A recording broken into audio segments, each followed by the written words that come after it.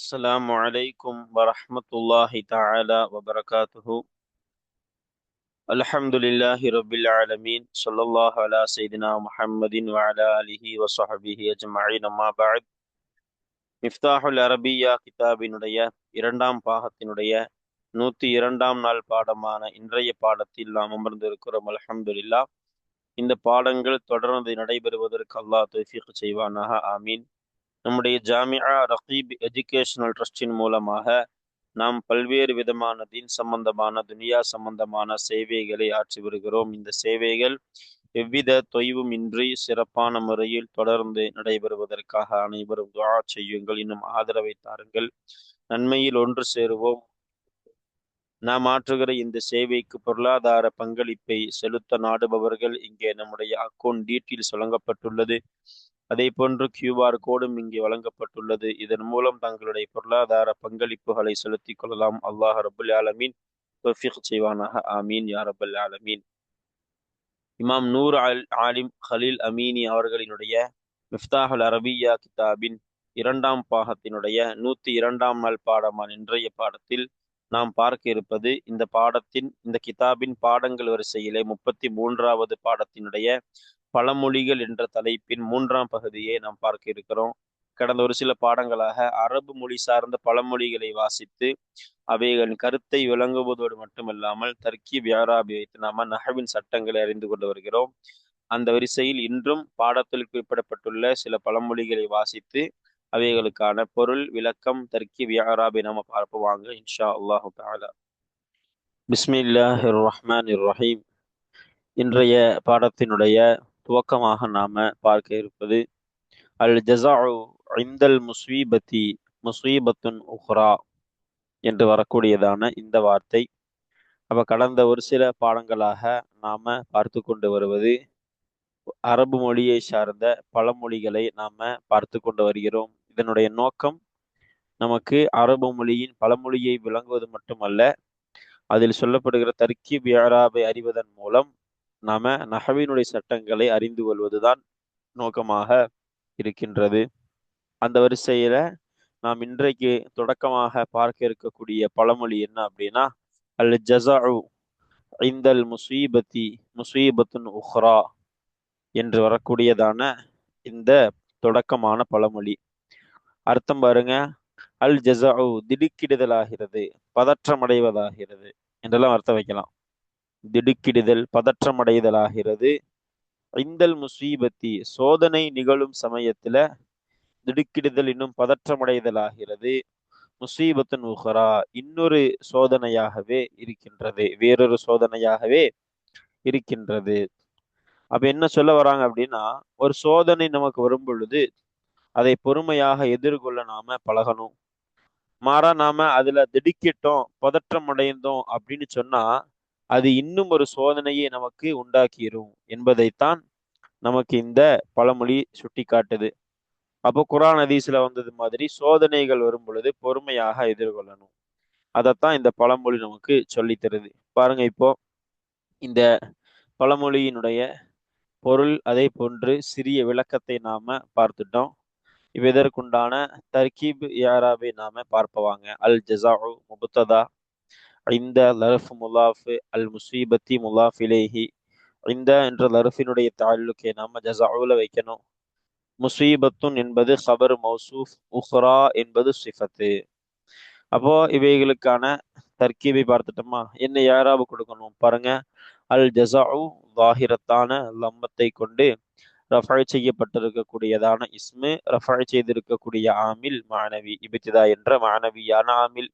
இந்த என்பது லர்ஃப், லாஹிரத்தான ஃபதஹத்தை கொண்டு நஸ்பு செய்யப்பட்டிருக்கக்கூடியதான லர்ஃப் இது. அல் முசீபத்தி என்பது என்னது, லாஹிரத்தான கசரத்தை கொண்டு ஜரு செய்யப்பட்டிருக்கக்கூடியதான இஸ்மு. முசீபத்துன் இது லாஹிரத்தான லம்மத்தை கொண்டு ரஃபை செய்யப்பட்டிருக்கக்கூடியதான இஸ்மு, ரஃபை செய்திருக்கக்கூடிய ஆமில் இது ஹபருங்கிறதுனால அல் ஜஸாஉ உடைய இப்திதா என்ற மானவியான ஆமில் தான் இதற்கு ரஃபை செஞ்சது என்றும் சொல்லலாம். இல்ல அல் ஜஸாஉங்கிற முப்ததா தான் இதற்கு ரஃபை செய்திருக்கக்கூடிய ஆமில் என்றும் நம்மளால சொல்ல முடியும். இரு கருத்துக்களும் உண்டு. உஹ்ரா என்பது என்னது, முசீபத்துன் என்பதனுடைய சிஃபத்து. அப்ப முசீபத்துன் ரஃபினுடைய மஹல்லுனா உஹ்ராவு என்னதான் ரஃபினுடைய மஹல்லு. ஆனா உஹ்ராவை பாருங்க, இது மக்சூரான இஸ்மு. அப்ப நம்ம எப்படி ஏராபு கொடுக்கணும்? மக்சூரான இஸ்மை பொறுத்த வரைக்கும் அதற்கு 3 ஏராபுமே ரஃபு, நஸ்பு, ஜர்ரு, இதனுடைய 3 அடையாளங்களுமே முகத்தராகத்தான் வரும், அதாவது உள்ரங்கமாகத்தான் வரும். அப்ப அந்த அடிப்படையில இந்த உஹ்ராவுடைய யாராப் என்ன? அலிஃபின் மீது முகத்தரத்தான லம்மத்தை கொண்டு ரஃபா செய்யப்பட்டிருக்கக்கூடியதான இஸ்மு. ஏன்னா முசீபத்து என்ற ஹபருடைய சிஃபத்துங்கிறதுனால. சரி, அல்ஹம்துலில்லாஹ். இந்த ஒரு பழமொழியினுடைய பொருள், அதே போன்று சிறிய விளக்கம், தர்கீப், யாராவே நாம பார்த்திருக்கிறோம், அல்ஹம்துலில்லாஹ். இப்ப வாங்க நாம அடுத்த பழமொழிக்கு நாம போவோம். அடுத்து என்னது? ஜலீசுல் மர்இ மிஸ்லுஹு. என்ன அர்த்தம்னா பாருங்க, ஜலீஸ், ஜலீஸ்னா சபை தோழன், அருகிலே அமரக்கூடியவன், அதுதான் ஜலீஸ்ன்னு சொல்லுவோம். அப்ப அருகில் அமரக்கூடியவன்னா நம்ம அதுக்கு சபை தோழன்னு வைக்கலாம், அர்த்தம் பொருத்தமா இருக்கும். ஜலீசுல் மர்இ, ஒரு மனிதனினுடைய சபை தோழனாகிறவன், மிசுலுஹு, அவனை போன்றே இருக்கிறான். ஹூலமீரியாரி நால்மர், அவனை போன்றுதான் இருக்கிறான். அப்ப இந்த பழமொழி என்ன சொல்ல வருதுன்னா, ஒருத்த எப்படிப்பட்டவன் அப்படின்னு நம்ம அறிந்து கொள்றதுக்கு அவன் யாரோடு அமர்ந்திருக்கிறான்னு பார்த்த போதும். அதைத்தான் இந்த பழமொழி சொல்லுது. நம்ம நல்லவர்களோடு அமர்ந்தோம் அப்படின்னா நம்ம நல்லவங்கன்னு அர்த்தம். ஏன் அப்படின்னா பாக்குறவங்களுக்கு அப்படிதான் தெரியும். நம்ம தீயவர்களோடு போய் அமர்றோம் அப்படின்னு சொன்னா நாமளும் அந்த லிஸ்ட்ல தான், அந்த வரிசையில தான் சேர்க்கப்படுவோம். அப்ப நம்ம யாரோடு அமருகிறோம், பழகுகிறோம், பேசுகிறோம்னு நம்ம கவனமா இருக்கணும். நம்மை பற்றி நம்மோடு இருப்பவர்கள் நமக்கு சாட்சி சொல்லுவாங்க நாம எப்படிப்பட்டவர்கள் அப்படின்னு. அதான் அல் மர்உ அலா தீனி ஹலீலிஹி, நபிகள் பெருமானார் ஸல்லல்லாஹு அலைஹி சொன்ன வார்த்தை. ஒரு மனுஷன் தன் நண்பனுடைய குணத்திலே, மார்க்கத்திலே தான் இருப்பான். அவன் எப்படி தன் நண்பன் எப்படி இருக்கிறானோ அதே போன்றுதான் அவனும் இருப்பான். அதனால தான் யாரோடு பழகுறோம், இருக்கிறோம், பேசுறோங்கிறது கவனமா இருக்கணும். அதான் பாருங்க, ஜலீசுல் மர்இ, ஒரு மனிதனின் சபை தோழன், மிஸ்லுஹு, அவனை போன்றே இருக்கிறான் என்பதுதான் இந்த பழமொழியுடைய பொருள். அதே போன்று சிறிய ஒரு விளக்கத்தை நாம பார்த்திருக்கிறோம். இப்ப வாங்க இந்த பழமொழியினுடைய தர்கீப் யாராவை பார்ப்போம். ஜலீசு என்பது முபத்ததா முலாஃபு, அல் மர்இ முலாஃப் இலைஹி, மிஸ்லு ஹபர் முலாஃபு, ஹூ முலாஃப் இலைஹி. இந்த ஹூ என்ற லமீர் எங்க மீளுது? அல் மர்ஐ நோக்கி. ஏன்னா ஒரு ஜும்லா இங்க ஹபரா வருது.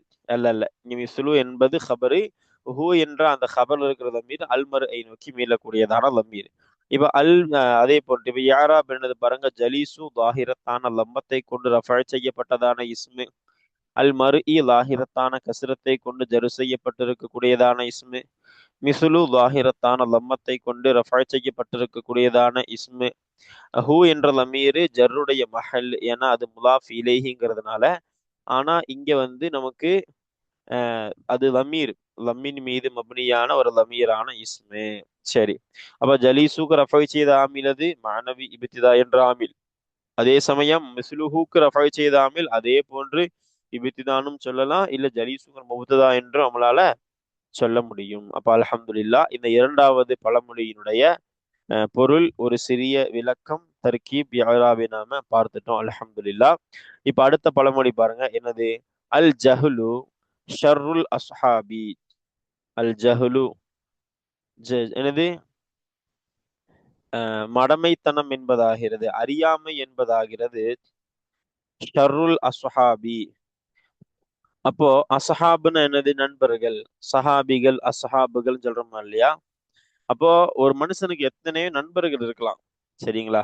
ஆனா அவனுடைய நண்பர்களிலேயே அவனுக்கு ரொம்ப கெடுதியானவன் யாருன்னா அவனோடு இருக்கிற மடமைத்தன்மை. அது அவனுக்கு மிக மோசமான நண்பன் அப்படிங்கிறான்.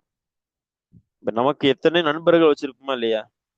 நம்மள்ட்ட இருக்கிற அறியாமை, நம்மள்ட்ட இருக்கக்கூடிய மடமைத்தனம் என்பதுதான் நம்ம வைத்திருக்கக்கூடிய நண்பர்களிலேயே நமக்கு ரொம்ப மோசமான நண்பன். அதான் பாருங்க, அல் ஜஹ்லு, அறியாமை என்பது ஷர்ருல் அஸ்ஹாபி, நண்பர்களில் கெடுதியானவனாக இருக்கின்றான், கெடுதியானதாக இருக்கின்றது. இதுதான் இந்த பழமொழியினுடைய பொருள், சரிங்களா? பாருங்க, அல் ஜஹ்லு என்பது என்னது? முபத்ததா. அல் ஜஹ்லு என்பது முபத்ததா, ஷர்ரு என்பது ஹபரு முதாஃபு, அல் அஸ்ஹாபி என்பது முதாஃபு இலைஹி. அப்ப அல் ஜஹ்லு என்பது என்னது? லாஹிரத்தான லம்மத்தை கொண்டு ரஃபா செய்யப்பட்டிருக்கக்கூடியதான இஸ்மு. ஷர்ரு என்பதும் லாஹிரத்தான லம்மத்தை கொண்டு ரஃபை செய்யப்பட்டிருக்கக்கூடியதான இஸ்மு. அதே போன்று அல் அஸ்ஹாபி முலாஃப் இலைஹி, அப்ப ஜர்ரு எதை கொண்டு ஜர்ரு, லாஹிரத்தான கஸ்ரத்தை கொண்டு ஜர்ரு. ஷர்ரு ஹபர் முலாஃபி, அல் அஸ்ஹாபி முலாஃபி இலைஹி. அப்ப அல்ஹம்துலில்லாஹ், இந்த பழமொழி நமக்கு சொல்லி தரக்கூடியது. இந்த பழமொழி மட்டும் அல்ல, இந்த பழமொழியின் கருத்து என்ன அப்படின்னா, நாம நம்மள்ட்ட இருக்கிற அறியாமை, நாம பழகுகிற நண்பர்கள் ரொம்ப மோசமானது. அப்ப நம்மளோடு இருக்கிற ஒரு நண்பனாக நம்ம பார்க்கிற ஒரு விஷயத்தை நாம தெரிஞ்சுக்காமையே இருக்கிறது, இது என்னது, நமக்கு மோசமான நண்பன், நமக்கு மோசமான வழியை காட்டும், நமக்கு மோசமான எதிர்காலத்தை கொடுக்கும் என்பதுதான் இந்த பழமொழியினுடைய கருத்து. அடுத்து பாருங்க, இன்னல ஹதர லா எதுஃபுல் மக்தூர. நல்ல பழமொழி. இன்னல் ஹதர, நிச்சயமாக எச்சரிக்கையாக இருப்பதாகிறது. ஹதர்னா என்னது? எச்சரிக்கையாக இருப்பதாகிறது. லா எதுஃபு, அது தட்டாது, அல் மக்தூர, விதிக்கப்பட்டதை ஒருபோதும் தட்டாது. அப்படின்னா நம்ம என்னதான் எச்சரிக்கையா இருந்தாலும் நமக்குன்னு எழுதப்பட்ட விதிக்கப்பட்ட ஒன்று கண்டிப்பா நடக்கும். அதான் இந்த பழமொழி சொல்லுது. நாம இரும்பு கோட்டைக்குள்ள அல்லாஹ் குரான்ல சொல்ற மாதிரி, வலவு குன்தும் யுதிரிக்குமுல் மௌத்து வலவு குன்தும் ஃபீ புரூஜி முஷையதா, நீங்க வலிமையான இரும்பு கோட்டைகளுக்குள் நீங்க அகப்பட்டு கிடந்தாலும் சரி, உங்களுக்கு எழுதப்பட்ட மரணம் உங்களை சேரும். அதான உண்மை. நம்ம என்னதான் பாதுகாப்பா இருந்தாலும் சரி, நம்ம என்ன உஷாரா இருந்தாலும் சரி, ஹதர்னு அதான் அர்த்தம், உஷாரா இருக்கிறது, எச்சரிக்கையாக இருக்குதல். அந்த அப்படி இருக்கக்கூடிய தன்மை நம்முடைய எதை தடுக்காது, நமக்கு விதிக்கப்பட்டதை ஒருபோதும் தட்டாது, தடுக்காது. அதுதான் இந்த பழமொழி நமக்கு சொல்லி தரக்கூடியதான செய்தி. அப்ப பாருங்க, இன்னல் ஹதர, நிச்சயமாக. அப்ப இன்ன என்பது என்னது? ஹர்ஃபு தகீத், ஹர்ஃபும் முஷப்பஹும் பில் ஃபிஅல். அல் ஹதர இன்னவினுடைய இஸ்மு. லா எதுஃபஉ ஃபிஇல் முலாரி தமீர் ஃபாயில். ஜும்லா ஹபர், இன்னவினுடைய ஜும்லா ஹபர். அல் மக்தூர, இது லா எதுஃபஉ உடைய மஃஊலு. அப்ப ஹதரங்கிற இஸ்மு, லா எதுஃபஉங்கிற ஜும்லா தான் ஹபரு. ஜும்லா ஹபர் ஆகும் பொழுது இஸ்மை பார்த்து மீள்ற தமீர், லா எதுஃபஉல் இருக்கிற தமீர் ஃபாயில், அந்த இஸ்மை நோக்கி மீளக்கூடியதாகவே இருக்கின்றது. பாருங்க, இன்ன என்பது என்னது? ஃபதஹின் மீது மபனியான ஹர்ஃபு தௌகீத், ஹர்ஃபும் முஷப்பஹும் பில் ஃபிஅல். அல் ஹதர என்பது இன்னவினுடைய இஸ்மு, லாஹிரத்தான ஃபதஹத்தை கொண்டு நஸ்பு செய்யப்பட்டிருக்கக்கூடியதான இஸ்மு. லா எதுஃபஉ, இது லாஹிரத்தான, லா என்பது சுக்குன் மீது மபனியான ஹர்ஃபு நஃபி. எதுஃபஉ லாஹிரத்தான லம்மத்தை கொண்டு ரஃபை செய்திருக்கக்கூடியதான ஆமில். மஅனவி ஹுலூவன் அனி நாசிபி வல் ஜாசிம். அல் மக்தூர என்பது லாஹிரத்தான ஃபதஹத்தை கொண்டு நஸ்பு செய்யப்பட்டிருக்கக்கூடியதான இஸ்மே. சரி, அப்ப அல்ஹம்துலில்லா, இந்த பழமொழியினுடைய பொருள், அதே போன்று சிறிய விளக்கம், தர்கீப், யாராபை நாம பார்த்துட்டோம். அல்ஹம்துலில்லா. இனி வாங்க அடுத்த பழமொழிக்கு போவோம். அல் ஹிர்சு காயிதுல் ஹிர்மான். இந்த பழமொழி நமக்கு சொல்லி வரக்கூடிய செய்தி என்ன அப்படின்னா, அல் ஹிர்சுனா பேராசை கொள்ளுதலாகிறது. காயிதுல் ஹிர்மான், காயிதுனா இழுத்து கொண்டு வரக்கூடியது, வழிகாட்டின்னு சொல்லுவோம். காயிதுல் மில்லா சொல்ற மாதிரி, சமூகத்தின் வழிகாட்டி, சமூகத்தை இழுத்து செல்லக்கூடியவர்னு அர்த்தம். இப்போ காயிதுனா இழுத்து கொண்டு வரக்கூடியதுன்னு அர்த்தம். அல் ஹிர்மான்னா தடுக்கப்பட்டதை, ஹராமைன்னு சொல்லுவோம் அல் ஹிர்மான். அப்போ பேராசை கொள்ளுதல் ஆகிறது காயிதுல் ஹிர்மான், தடுக்கப்பட்டதை இழுத்து கொண்டு வரக்கூடியதாகும். நல்ல அற்புதமான கருத்தை சொல்லக்கூடிய பழமொழி இது. நமக்கு பேராசைங்கிற ஒண்ணு வந்துருச்சுன்னா நாம என்ன செய்வோம்னா, தடுக்கப்பட்ட காரியங்கள் பார்க்க மாட்டோம், செய்ய ஆரம்பிச்சிருவோம். நமக்கு பணத்தின் மீது பேராசை வந்துருச்சு அப்படின்னு சொன்னா, பணத்தை எப்படியாவது அடையணுங்கிற பேராசை வந்துருச்சுன்னா என்ன ஆகிருவோம், எந்த வழியிலாவது அதை எடுக்கணும் முடிவு எடுத்துருவோம். அது ஹராமான வழியோ, அது அனுமதிக்கப்பட்டது அனுமதிக்கப்படாத, அதெல்லாம் கிடையாது. ஹராமானதா இருந்தாலும் கூட நமக்கு நோக்கம் பணம். அப்ப அந்த பணத்தின் உதாரணத்துக்கு, பணத்தின் மீது உண்டான பேராசை நம்மளை என்ன செஞ்சிரும், தடுக்கப்பட்ட காரியங்களை எல்லாம் இழுத்து கொண்டு வர வச்சிரும். அதுதான் உண்மை. அதனாலதான் நபி பெருமானார் ஸல்லல்லாஹு சொன்னாங்க, ஹுப்பு துனியா ரஉசு குல்லி ஹதீஆ. மேல் நம்ம பார்த்தோம், அது ஹதீஸ் என்றும் சொல்லப்படுது, பழமொழி என்றும் சொல்லப்படும். துனியாவின் மீது வரக்கூடிய ஆசை எல்லா பாவங்களுக்கும் தலைமையே அதுதான். எல்லா பாவத்தையும் செய்ய வச்சிடும் அந்த ஆசை, அவ்வளவு மோசமானது. அதைத்தான் இங்க சொல்றாங்க, அல் ஹிர்சு காயிதுல் ஹிர்மான். பேராசை என்பது காயிதுல் ஹிர்மான், தடுக்கப்பட்டதை இழுத்து கொண்டு வரக்கூடியதாகும். சரி பாருங்க, அல் ஹிர்சு என்பதெனது முபத்ததா. காயிது ஹபர் முலாஃப், அல் ஹிர்மானி முலாஃபிலேஹி. அல் ஹிர்சு தாஹிரத்தான லம்மத்தை கொண்டு ரஃபை செய்திருக்கக்கூடியதான ஆமில் மானவி, இப்திதா என்ற மானவியான ஆமில். காயிது லாஹிரத்தான லம்மத்தை கொண்டு ரஃபை செய்திருக்கக்கூடியதான ஆமில் அதே அல் ஹிர்சுடைய மானவி என்றும் சொல்லப்படுது. இல்ல அல் ஹிர்சு தான் ஆமில் என்றும் சொல்லப்படுது. அல் ஹிர்மானி லாஹிரத்தான கசரத்தை கொண்டு ஜர்ரு செய்யப்பட்டிருக்கக்கூடியதான முதாஃபிலிஹியான மஜ்ரூரான இஸ்மு. அடுத்து பாருங்க, அடுத்த பழமொழி என்னது? அல் ஹரக்கத்து பரக்கத்துன். நல்ல பழமொழி. அல் ஹரக்கத்துன்னா அசைதல் அர்த்தம். அசைதல்ங்கிற வார்த்தைக்கு நம்ம லாசிமான அர்த்தம் என்ன வைக்கலாம் அப்படின்னா, உழைத்து கொண்டிருத்தல், உழைப்பின் மூலமாக அசைந்து கொண்டிருத்தல், அல்லது ஏதாவது வேலைகள் செய்வதன் மூலமாக அசைந்து கொண்டிருத்தல், அதாவது சோம்பேறித்தனமாக இல்லாமல் இருக்குதல், அப்படிலாம் அர்த்தம் வைக்கலாம் இதுக்கு. அல்ல ஹரக்கத்தன அசைதல்னு அர்த்தம். நம்ம விளங்குற மாதிரி இதற்கு லாசிமான அர்த்தங்களை கொடுக்கணும்னா, சோம்பேறித்தனமாக இல்லாமல் இருத்தல், சுறுசுறுப்பாக இருத்தல், வேலை செய்து கொண்டிருத்தல், இந்த என்ற அர்த்தம் வைக்கலாம். அப்படி என்னது ஹரக்கத் என்பதாகிறது, அசைதலாகிறது. பரக்கத்துன் அது என்னவாக இருக்கும்? ஒரு விதமான அபிவிருத்தியாக இருக்கிறது. சோம்பேறித்தனமா இருக்கிறத விட எதிர பறக்கத்தில் இருக்கு, நம்ம வேலை செய்து கொண்டும் சுறுசுறுப்பா இருக்கிறதுல பறக்கத்து இருக்கு. அதுதான் பழமொழி சொல்லுது, அல் ஹரக்கத்து பரக்கா. அற்புதமான கருத்தை சொல்ற பழமொழி. அல் ஹரக்கத்து பரக்கா. அல் ஹரக்கத்து முபத்ததா, பரக்கத்துன் ஹபர். அல் ஹரக்கத்து லாஹிரத்தான லம்மத்தை கொண்டு ரஃபை செய்திருக்கக்கூடியதான ஆமில் மானவி, இபத்திதா என்ற மானவியான ஆமில். பரக்கத்துன் என்பது என்னது? லாஹிரத்தான லம்மத்தை கொண்டு ரஃபை, இதற்கு ரஃபை செய்த ஆமிலும் எதுதான்? அல் ஹரக்கத்துக்கு ரஃபை செய்திருக்கக்கூடிய மானவியான இப்திதா என்ற ஆமில் தான் இதுக்கு ரஃபை செய்து என்றும் சொல்லலாம். இல்ல அல் ஹரக்கத்து தான் இதற்கு ரஃபை செஞ்சிருக்கக்கூடிய ஆமில்னு நம்ம சொல்லலாம். சரி, அல்ஹம்துலில்லா. இந்த பழமொழியுடைய பொருள், அதே போன்று சிறிய ஒரு விளக்கம், தர்கீப், இஅராபை நாம பார்த்துட்டோம். அல்ஹம்துலில்லா. இனி வாங்க அடுத்த பழமொழி என்னது? அல் இஹ்சானு யக்தஉல் லிசான். அல் இஹ்சானு உபகாரம் செய்தலாகிறது, பிறருக்கு செய்த உபகாரமாகிறது. யக்தஉ அது முறித்து விடும், அல் லிசான நாவை. இந்த பழமொழி என்ன சொல்ல வருதுன்னா, நாம ஒருவர் மூலமாக உபகாரத்தை பெற்றுட்டோம் அப்படின்னு சொன்னா, நம்முடைய பல அர்த்தங்களை கொடுக்கலாம் இதுக்கு. நம்முடைய நாவு சுருங்கிரும். இப்ப நமக்கு ஒரு ஆளு மாசம் மாசம் இவ்வளவு ரூபாய் தந்துட்டு இருக்கிறாருன்னு வைங்களேன், அப்போ உபகாரம் தான் அது. அவர் ஏதாவது தப்பு செய்யும் போது நமக்கு அதை தட்டி கேட்க மனசு வருமா? நாவை நம்ம சுருக்கிக்குவோம். இதுதான் அங்க சொல்றாங்க. உபகாரம் என்பது நாவை அடியே துண்டிக்கிறோம், நாவை அப்படியே முறித்து விடும், நாவை பேச வைக்காது. அதுதான் நம்மள்ட்ட உள்ள இது உண்மை. இப்படி இருக்கணும்னு சொல்ல வரல இந்த பழமொழி, உண்மை நிலவரத்தை சொல்லி தருது. உபகாரம் என்பது எதை தடுத்துரும்? நாவை தடுத்து விடும். அதே போன்று இதற்கு எப்படி நாம பழமொழி வைக்கலாம் அப்படின்னு சொன்னா, நாம ஒருத்தருக்கு ஏதாவது தவறு அநீதம் இழைச்சிட்டோம் அப்படின்னா, நம்மளை பத்தி 4 பேர்த்துட்டு அவர் பேசுவார் போய், அப்படி இப்படி. நம்ம அவருக்கு ஏதாவது அன்பளிப்புகள் கொடுத்து உபகாரம் செஞ்சுட்டு என்ன ஆயிரும்? அவர் நம்மளை பத்தி பேச மாட்டாரு. இந்த அர்த்தமும் வைக்கலாம். நாவை அது முறித்து விடும். இப்படி இந்த பழமொழிக்கு நிறைய அர்த்தங்களும் கொடுக்கலாம்.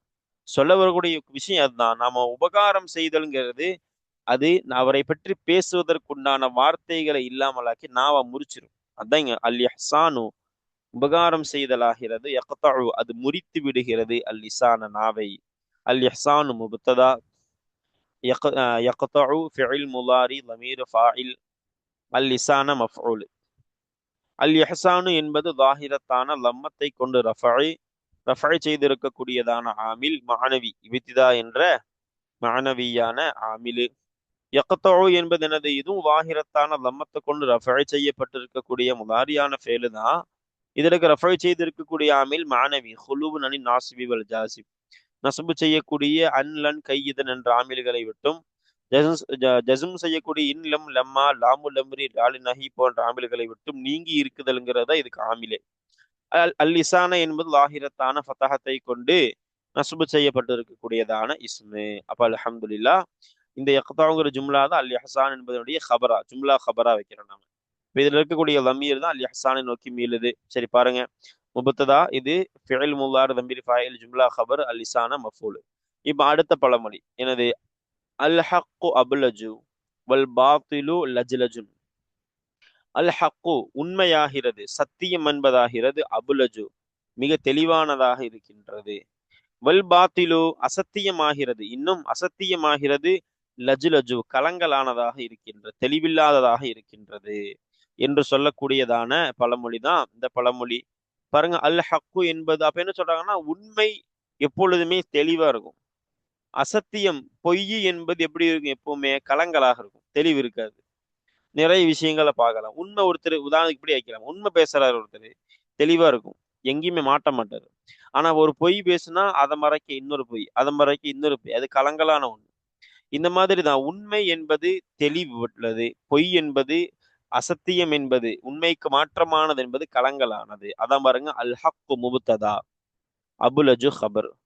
வாவ ஹர்ஃபு அத்ஃப், அல் பாத்தில் மஅத்தூஃப், எங்க அத்ஃப் செய்யப்படுது, அல் பாத்தில் இங்க அத்ஃப் செய்யப்படுது, அல் ஹக்குல. அப்ப அல் அஜ்லஜு என்பது இந்த அல் பாத்திலுங்கிற முபுத்தாவினுடைய ஹபர். அல் பாத்திலு அல் ஹக்கு அத்ஃப் செய்யப்படும், லஜ்லஜு இந்த அபுலஜு அத்ஃப் செய்யப்படும்.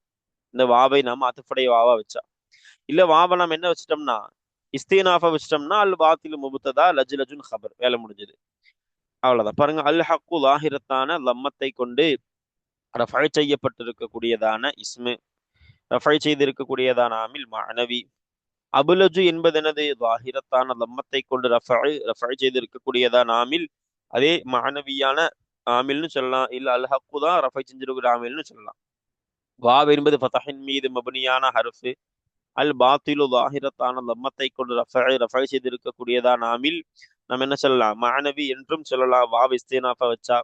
இல்ல இது அல் ஹக்குல தாபிஆ வந்து ரஃபை செய்யப்படுதுன்னு சொல்லலாம். லஜ்லஜு இதுவும் லாஹிரத்தான லம்மத்தை கொண்டு ரஃபை செய்யப்பட்டிருக்கக்கூடியதான இஸ்மு.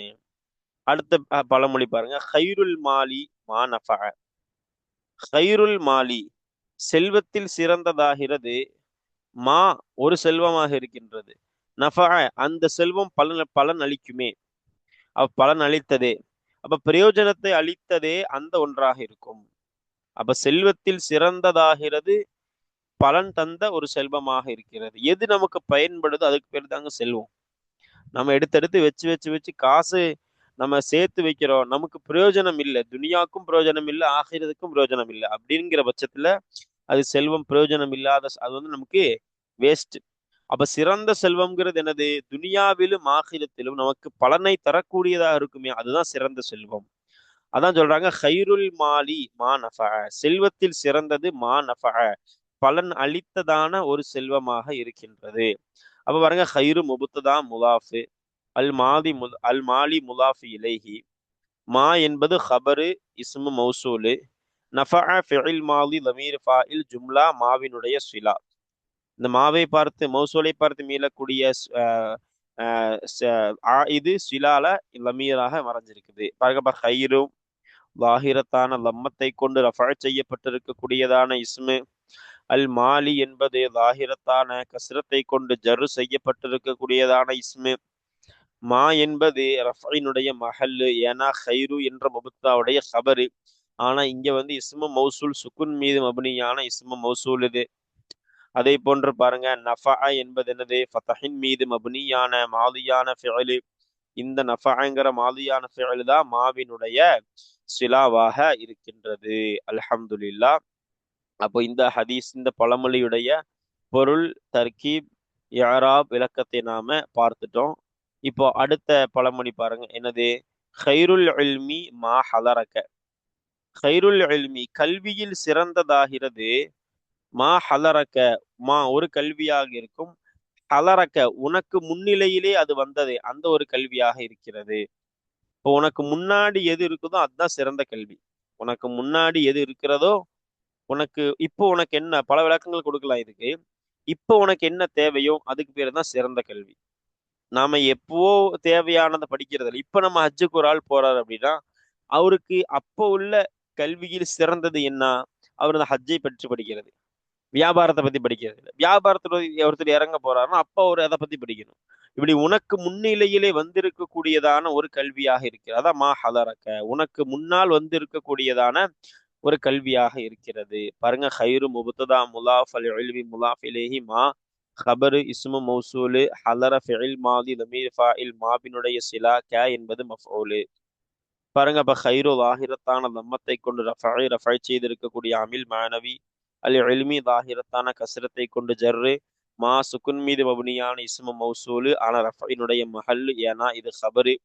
ஹலர ஃபிஇல் மாதி ஃபதஹின் மீது மபுனி, இதனுடைய லமீர் தான் மா என்ற மௌசூலை நோக்கி மேலக்கூடியதான சிலாவாக இருக்கிறது, ஆயிதாக இருக்கிறது. ஹலர என்பது சிலா.